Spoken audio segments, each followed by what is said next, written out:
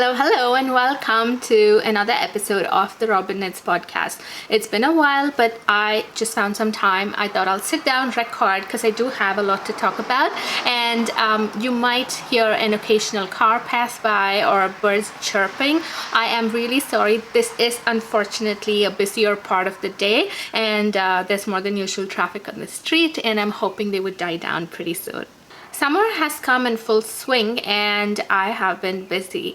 I think I would be upset and sad if I wasn't as busy as I am in summer, because it would mean I have nothing to do outside of home. So I am very happy to be able to go out, do things outside, hang around with people, have people over, go have sleepovers at other people's house. So I've been having a lot of fun, but that has cut into my knitting time, my recording time, and I think it's absolutely okay.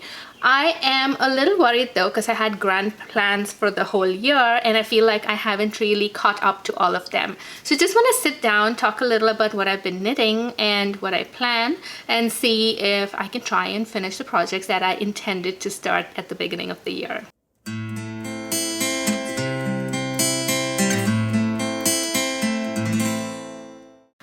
Today is a very hot, humid day, as my hair would be a witness to the weather condition over here. I feel like it might rain anytime. I do see dark clouds in the sky, but then there are also glimpses of really bright sun. So it's complicated. This is Canada for you. We will start with the first finished object, which I do not have with me right now. This was the Ekken Sweater, and this is a very winter knit.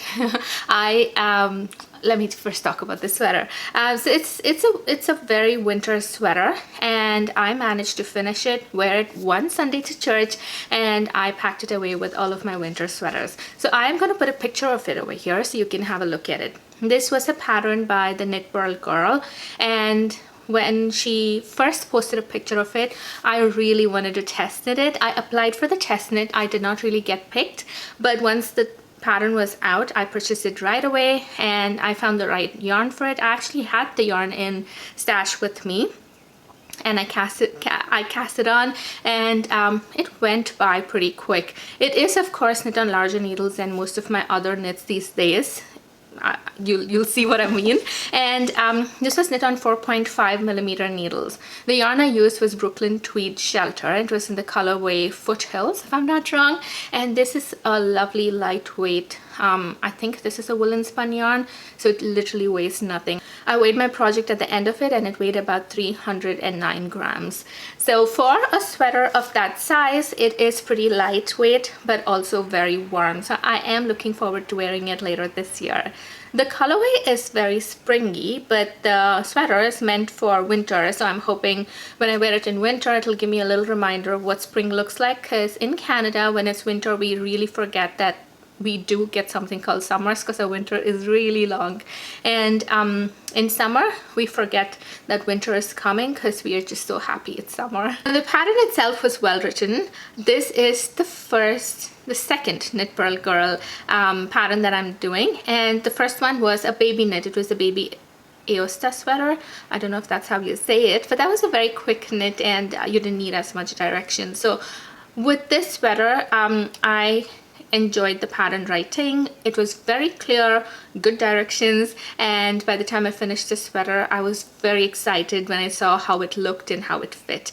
Now I knit size 4, but I should have probably gone down to size 3. I'm really worried. I should be sizing down, but I'm really worried about sizing down, because then if it's a tight fit I would be very upset and sad. I'd rather have loose fitting jumpers, but a tighter one is going to really be off-putting for me. So if I knit it again, I would be picking size 3 for myself. It is a contiguous shoulder pattern and I love the satin sleeve look.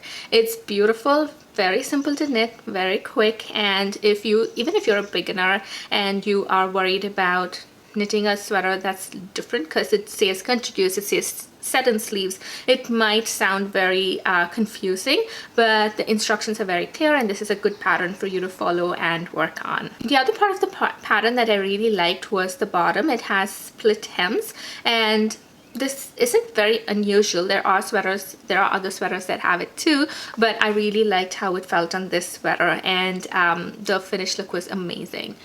I do have some quantity of that yarn left, maybe about 2.5 balls, and each of this, they come in hanks, and then I wound up into cakes of yarn. Each skein is about 50 grams of yarn, and I feel that's an odd quantity, 2.5 balls to be left. It is an odd quantity and I wouldn't know what to do with it, so I am thinking I'd probably go back, undo the hem, increase the length of the sweater, and make it more like a really long, what do you call those? Something in between a sweater dress and a sweater. It's very comfortable, and I know I could just wear leggings under it and boots and be very comfortable in that in the winter. So I might probably go back and do that just to use up the yarn, because I don't want that yarn sitting there and me not knowing what to do with it. The only problem is, because it's woolen spun, I feel like there are not enough strands in the yarn.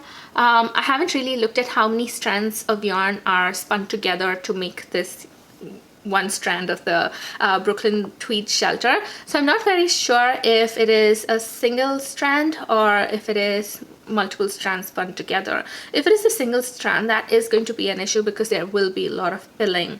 So I don't know what to do. I haven't held it with another yarn, like a soft silk, like mohair or anything like that. This is just the Brooklyn tweed yarn, and I don't know how much is prone to pilling. If I make it longer, then there are going to be more areas of friction other than just where the elbows rub against the body. There would also be friction on the back side of the sweater when I sit, get up, and a lot more movement. So I'm just worried about the pilling part, but I also don't want that yarn to sit there for quite some time and not be used at all. So that is a decision to be made. I might probably wear the sweater for a bit, early winter, see how it feels, and then if I feel like increasing the length and I see that there's not much pilling happening, I should probably go and increase the length of that sweater.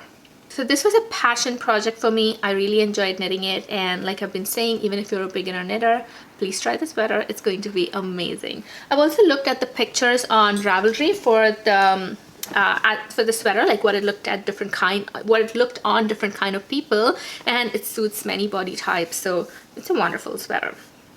The next finished object is this. I unfortunately have some fibers sticking to it. This is called In the Garden Tee, and this is a design that's not yet released, but I test knit this for Jessica McDonald. So this is a very simple tee, very boxy fit, drop shoulder, and there is some very nice color work at the bottom. I used Knit Picks Twill in the fingering weight to knit this sweater. I wanted to knit out of stash, and so this is a superwash yarn. I know superwash is not the greatest yarn for color work. The recommended yarn was Sandnes Garn Super Soft, but I went ahead and knit it in superwash yarn anyways. It seems okay for now. This is the inside of the color work. It seems okay. I caught floats as much as I could to make sure. Again, it's superwash, so I'm not very sure if it's going to felt and become a part of the sweater. So I caught floats as much as I can, and it seems okay for now. I have worn it a couple of times, but I've also realized superwash is not the same as regular sweater. It feels a little more heavy and a little more warm compared to maybe a non-superwash wool. I don't know if it is common for everybody or it's just the way my body feels with this yarn, and so I have been keeping it for cooler evenings. Today is quite a warm day. I wanted to wear this to record, but it's been pretty warm and I was sweaty and my hair is a mess, and so I decided I'll just go with something simple, and I put on a linen shirt. Now this sweater itself, I was supposed to finish the pattern was supposed to come out on the 9th of June. It is the 16th today, but the pattern is not out yet. When the pattern is out, I will put this up on my Instagram stories again, and just to make sure everyone knows the pattern is out, and you can go ahead, look at the pattern and purchase it if you like. The tee is knit on 3.25 millimeter needles. I really like the fabric it gives. It's very even. It feels, the stitches feel very tiny. It looks very store-made, and although that's not the vibe I'm going for, I really like how perfect it turned out. The drop sleeves also gave this a very different look, and I've also been very conscious about sleeve length these days. For example, the shirt I'm wearing, this I feel is a right sleeve length for me. I need something that comes all the way up to my elbow, and that's what I knit this one to as well. I'll pop up pictures as I speak, and I'll put away the tee for now. The modifications I made for the tee, I knit the body a little shorter. I was supposed to knit at least 6 inches before starting the color work, but I knit only 4 inches. One was because I knew I was using superwash yarn and the yarn was going to grow quite a lot during blocking, but I also wanted it to be a little cropped. I intend to wear this a lot over dresses and skirts, so a crop tee seemed more appropriate. If you look at the pattern, if you look at the color work, it is very springy. It has flowers, so the color work is very appropriate for spring, but the yarn I've used is very appropriate for fall or winter. So I intend to wear this more in fall, and the color is going to blend in really well as well. The second modification I made was the sleeve of the original pattern picture on Jessica McDonald's Instagram page. It's very, very short. I went ahead and lengthened the sleeve and made it at least up to the elbow length. I feel that's the right kind of sleeve length for me, and I was very happy with it. Very convenient, feels very nice. It hides my chunky arms and gives me a little more confidence, so I'm happy about that as well. This was, even though it was knit on 3.25mm needles, I felt this was a quick knit, and I usually like knits that come in parts. For example, you finish the back and then you finish the front left, the front right, join together, finish the front, join it in the round, and then it seems like a slog after that, and the sleeves seem very boring. But this was nice because I could knit a part of the sweater, do the color work, and then come back and do the sleeves, so it seemed just right, and I was very, very happy with the whole process. I was also running short of time because I started it on the 29th or the 30th of May, and I was supposed to finish on the 9th of June. So I did work on it, exclusively work on it for that whole week, and I finished it in a week actually. I finished it on the 7th of June and let Jessica know, and then she was saying she's waiting to take pictures and then publish the pattern. Once it comes out, I'll keep you all updated. I also managed to finish another summer knit. This is the Arigatto Tee. I was supposed to make this for my sister, but I made it for myself. I will make her another one. I'll probably ship her stuff later during the year, and I'll probably make her one then, or I'll just send this to her. It's gonna be a little oversized for her, but she would be happy with, she anyway steals my clothes, so she better be happy with something oversized. If I don't make her one by then. Well, so this is the Arigatto Tee. This is a pattern by Claudia Quintanilla of Eve Knits Toronto. Back when I had just signed up for their website, I think this is again 1.5 years ago or 2 years ago, they had a lot of free patterns they used to put up, and this was one of the free patterns that they put up, and I downloaded it, and this is the second time I'm making the pattern. This for me is very similar to the Tolsta Tee. It's a very basic pattern.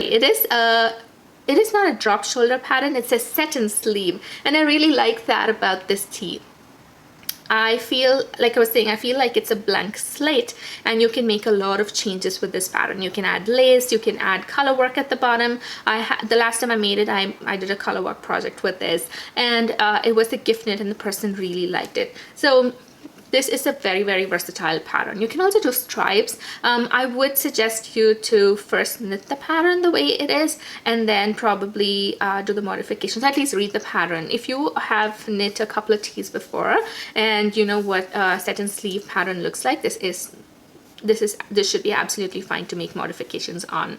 The pattern writing style of Claudia is a little different. It's not as expanded and detailed and explanatory like a few other patterns. For example, when I was talking about the Ekken Sweater, it has a lot of write-up and instructions and everything seems very clear. But the Arigatto is somewhere between just a recipe and a fully well-written pattern.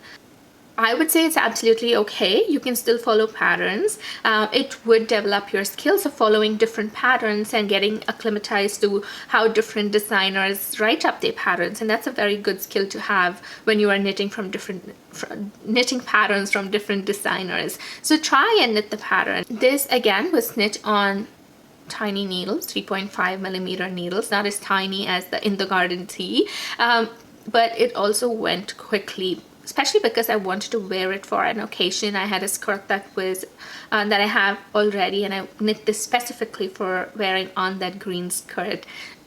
I have not managed to take pictures of me wearing it yet. I will put pictures of the tee though, and once I wear it again, I would be posting it on Instagram, and you could probably look at it then. The yarn that I used for this tee is Sandnes Garn Tynn Lina, and I don't remember the color that I used. I am going to put up the name and the number over here. I think I know both of them, so I'll put the name and number over here for you to look at it. I knit a size 4. It fits me perfectly well, and I'm very happy with how it fit, even though I was going for a little again, I think I should have knit size 3. I could have knit size 3, but I went ahead and knit size 4, and I made a few modifications. For example, the increases on the shoulder, I didn't make as many as the size 4 suggested, but I made it somewhere between size 3 and size 4. But all of the length, for example, the armhole depth, I measured for size 4. So it's a very, I did make a lot of modifications on this pattern, unfortunately. I have been doing that a lot for many different patterns these days, because I'm going more by how, I'm going more by measurements and my body measurements instead of just what the pattern says, and somehow I think that's a good thing. But once you've knit a couple of sweaters, it's easy. I am unfortunately at a point where I have too many WIPS. Usually having too many works in progress annoys me, because I see them sitting in different parts of the house, and it just annoys me. So I want to try and wrap up these projects as fast as I can, but I do have a priority for many of these projects. So I will go with the project that has the highest priority and go down to the project which has the least priority. So the first one is, I think I've spoken about this in my spring knitting plans and also my knitting plans for the whole year. I have been gift knitting this year for people who have reached a milestone birthday. So this is for someone who's turning 40, someone else was turning 50, someone else is turning 60 later this year, and someone else turned 70, and there was a 1-year-old. So the 70, the 1-year-old, and the 50, I have finished their gift knits. Their birthdays have come and gone. They've received their gifts, and I am now knitting for the person who's turning 40. And this is what it is looking like. Now, if you ask me what pattern I'm following, I have no clue. Well, I have a clue, but again, this is a very, very modified knit, and it's a mashup of 2 different patterns. It's a long story, so I'm just going to take my time and tell you about it. Last year, I had test knit the Movement Tee for Lily Kate France, and as a thank you, she let me pick 3 patterns from her portfolio, and one of the patterns I picked was the Over It Slipover. I'll put pictures of it over here as I'm talking about the patterns. It's a beautiful slipover, but since this is not knit for me, I'm not able to take measurements as the project goes. And that slipover in particular, it is important because you're working so many decreases, so many increases, and it has a very different, unique fit on the body as well. And you have to take measurements as you knit it. You have to try it on as much as you can as you keep knitting it. Now, I'm gift knitting it for this person. I did request clothing, whatever they were comfortable with, and this person gave me their clothing. I measured all of the dimensions that I wanted out of that, and I gave it back. But this is a slipover, and it's nicer if they try it on as I knit, but I don't live close to them. Also, I want them to see the finished project and not see it in between. I want them to have the excitement of getting it when they get it. So this pattern did not seem like it would work, although I really liked a few features of this pattern. For example, I really like the cable, I like the double moss stitch, and I really wanted to keep both of them. So then this person I was knitting for already picked out the yarn from my stash as well, and this was the yarn they picked out. So I've been looking at what gauge I already have to pick patterns that match that gauge, because I didn't want to change the yarn. The yarn was an unnegotiable change, but the pattern was. So I went ahead and purchased the Lulu Slipover chunky version. It's a petite knit pattern, and I decided to go ahead and cast on.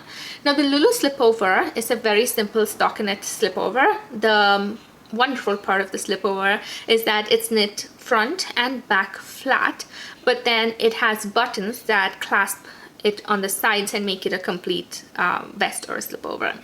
And I really like that design feature as well, so I wanted to incorporate both into this pattern, and I went ahead and did that. So I have cast on for the petite knit pattern, the Lulu slipover chunky version, but I made a lot of changes. I cast on 8 stitches extra on both sides because I'm not going to be going back and doing the ribbing like the Lulu slipover has. So I'm not going to be going back and doing the ribbing, but I cast on to do the seed stitch. So this is all that's going to frame the slipover. That kind of helped me because the finishing of the project is going to be quicker. I just have to do the button band to put the buttons at the bottom. Now for the increases that I had to make, the Lulu slipover asked me to knit one, make an increase, go to the end of the row, and make an increase before the last stitch. But I made a big change. I kept 8 stitches to make the cable part of the I left 8 stitches to do the cable part, and then did the increases right after the cable. That way I did not touch the cable, but I still managed to do the increases. So I am hoping to do all of the pattern part in between, but I have included the cable stitches in my stitch count for the Lulu slipover, but I have not included this because this is part of the ribbing that I would have had to go back and do later, but I'm finishing as I go. The yarn is Knit Picks Whoopsland, and I think it's in the colorway Pool Plunge. It is an Aran weight yarn. It is a very, very beautiful color. It is a very brilliant blue. The color on the screen seems a little more brighter. It seems more electric, but it is actually more dull. I think this is the right version of the color. I really like that I can see the cable and the texture on the screen. I never thought I could because the color was pretty dark, but I still wanted to make this. I still wanted to do the cable pattern in this yarn, so I'm glad it's working out. I'm really happy. The goal to finish this project, the deadline, is ideally in another 2 weeks time. This should take lesser than that because there's no sleeve to knit. I'm not coming back to knit the ribbing, so it should be fast, but let's see how it goes. I've not used this yarn before, so I'm hoping this does not pill. I did give it a mid-project block because I want to get the right measurements. I am a little paranoid about this project. I want to get the right measurements. I am also knitting this on size 5, so let's see how that goes. The next project I really want to finish is this. Let me see. I don't know if this looks like anything, but this is what I'm at now. This is the Lunan Tee by Rebecca Clow, and she has 2 versions of the tee. She has the DK version and a fingering weight version, and I am knitting the fingering weight version. The yarn I'm using is Purl Soho Linen Quill, and I am knitting a size 3, but I have gone up a needle size. I have gone up from 2.75 millimeters, which was the suggested needle, and I'm using a 3 millimeter needle for this tee.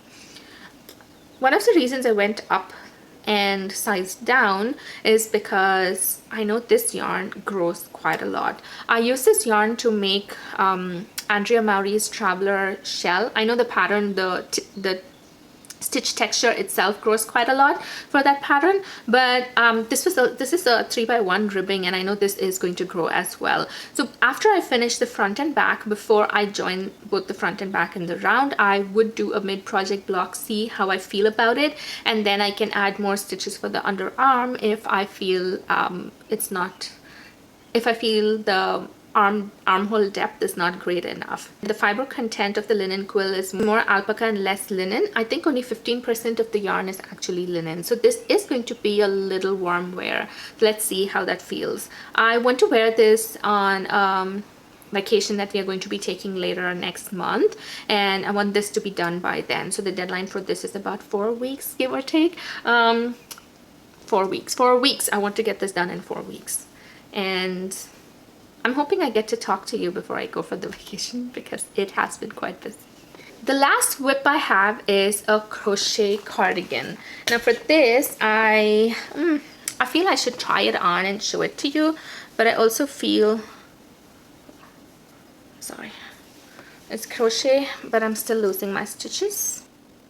I did pull it out and leave a long loop, but okay, here we go.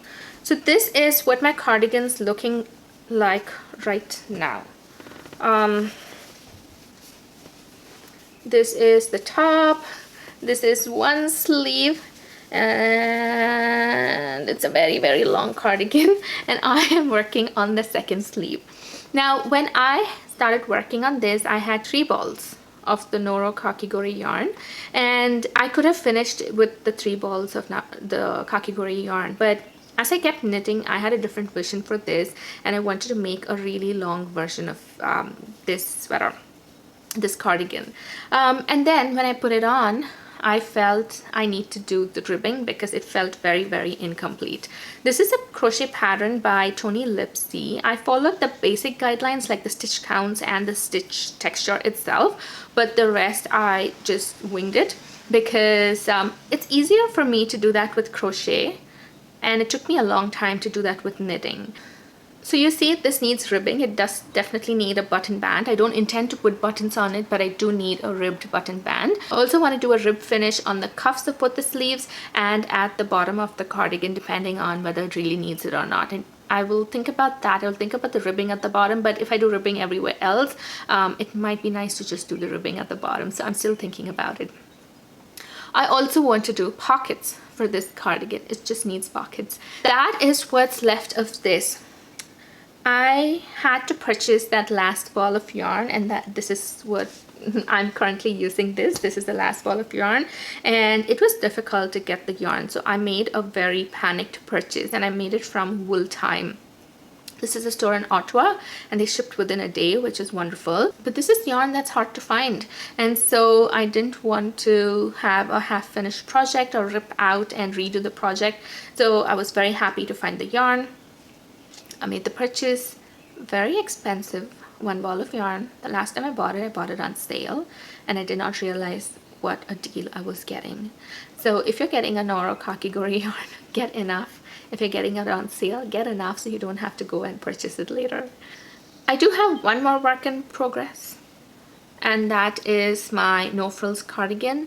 I have not really worked on it. We went to watch Mission Impossible last week, and I took it with me because it's just working flat and it was simpler, but I know I messed up the ribbing and I need to go and fix that. So I haven't really worked on it, maybe a couple of rows at the most. I'm not used to knitting in the dark yet. If it was knitting in the round, it would have been easier, but this pattern was a little different because you have to knit on one side, purl on one side, and then reach a particular when the last few stitches are left, you're going to do ribbing on it, and it's different counts of ribbing when you're doing the right side and the wrong side. And so it was difficult to remember when I was watching the movie and try to remember to do the right kind of ribbing, and I know I messed up, so I need to go fix that. But other than that, that's all I have in terms of projects, both finished and the ones in progress, so I'm happy about that. I do not have any yarn acquisitions other than this.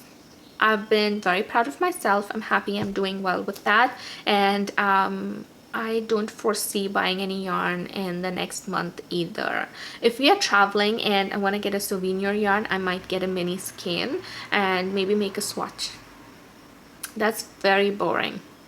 Very, very boring. I might make a headband or something like that and try and use it instead of just making a swatch and wasting the money. So that's it about the knitting part. About what I have in mind to knit as in knitting plans, I have signed up for a test knit finally for the Knit Purl Girl, and I need to finish that sweater by September, so I do have some time. It's called the Juno sweater. It's a DK weight pattern. I have the yarn in stash. I have been signing up only for test knits that I have yarn for, so I've been good, and I need to start working on that soon. A lot of people in the group chat have already finished their sweaters. There is a DK version and a chunky version. It looks beautiful, and I really want to get started on it, but I have so much more to finish, and I have very less knitting time these days. So that's it. I hope I get to do another video soon, just to do a wind up of all of my spring knitting and do a quick summer plan. It's more for my benefit because it helps me categorize what kind of projects I'm working on. It helped me break down my gift knitting quite a lot, and it was helpful in finishing projects. So I'm hoping that video would help me organize my thoughts and see how I can work around it. September is also going to be a month. There's going to be a lot of changes in our lives. So I might have a lot of less time. And so if I have gift knits planned, I need to try and finish it before that, because September I need my mental space elsewhere. I'm going to have long hours of learning and studying, so I just need to focus on that. So that's it from my side. Thank you for being here if you've been here for so long and listen to me chat about yarn. Thanks for being here. Let me know what you're knitting on. What are your favorite summer projects? What's giving you a lot of joy this season? Put it down in the comments and it'll be lovely to discover what patterns you're knitting on. But thanks for being here, and I hope you enjoy your summer and enjoy your knitting or making.